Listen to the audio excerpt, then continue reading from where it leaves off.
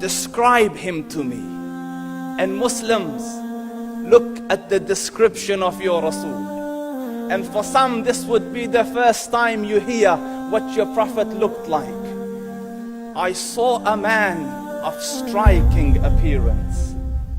ظاهر الوضاء أبلج الوجه, radiant face, حسن الخلق, beautifully created. لم تعبه الثجلة, his belly wasn't protruding.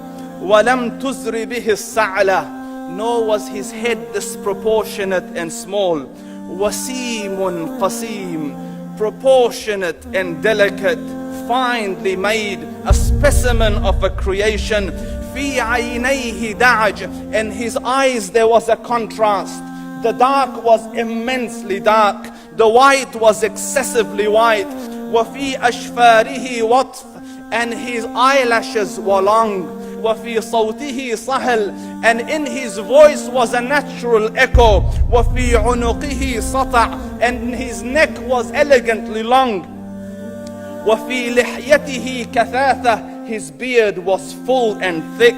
أزج أقرن, his eyebrows were arched, but they were not joined, it was separated. In summit فعليه الوقار, when he was silent, dignity covered him. وإن تكلم سماه وعلاه البهاء, and when he spoke it was audible and clear, almost commanding and overtaking.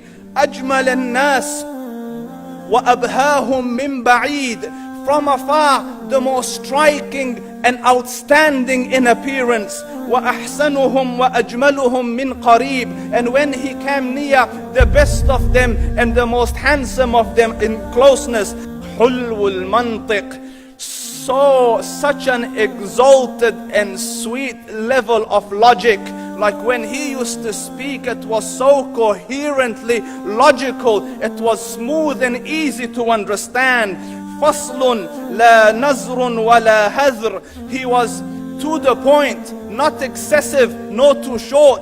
كأن منطقه خرزات نظم يتحدرن, his logic, his utterances, his words were like jewels coming out of a necklace, calculated, polished, one after the other, it would flow magically. ربعة, he was medium in height. Your eye didn't have to strain to look up at him, nor was it tedious to look down at him. He was a comfortable sight to look at.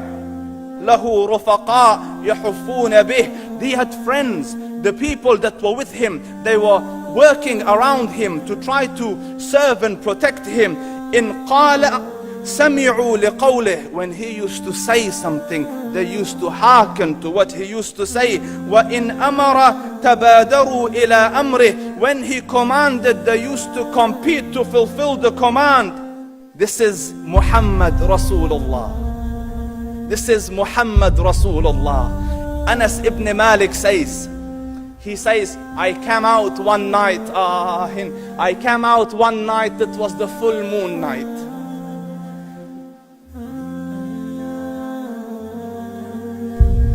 And I looked at the moon, and in the desert, understand, the moon is an awesome sight. It is smooth, it is radiant, it is clear, it is gentle compared to the scorching sun at which they are used to. So the moon was the epitome of beauty. So he says, I came out at a full moon night and I looked at the moon and I saw it beautiful, handsome. So I said, let me go see if the moon is more handsome or my Prophet is more handsome. Let me see if that is more beautiful or the Prophet is more beautiful. So I went and I saw him standing afar. So I looked at his face and I looked at the moon, and I looked at his face, and I looked at the moon, and I looked at his face, and I looked at the moon, and he said, Wallahi, he was more handsome than the moon in its entirety. That is just the look of your Rasul. Aisha radiyallahu anha says, I was sewing with the needle, my needle dropped in the dark, I couldn't find it. I said, Ya Rasul, I can't find it. He moved his face close, and I swear, out of the radiance of his face, I found my needle. And the Prophet sallallahu alaihi wasallam was mind-bogglingly handsome, but his handsomeness was covered with waqar and jalal and hayba. The Sahaba say, when we used to sit at his feet, two feelings conflicting would come on the heart. The first one, you wanted to look at him. You wanted to behold the majesty of his face.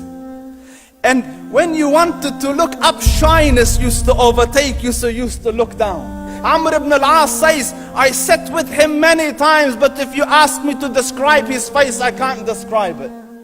I wouldn't be able to look up to him ijlalan wa ta'zeeman. I couldn't look up at him. And that is why he didn't have the problems that Yusuf alayhi salam had. Because it was difficult to penetrate the awe and the splendor of the Rasul.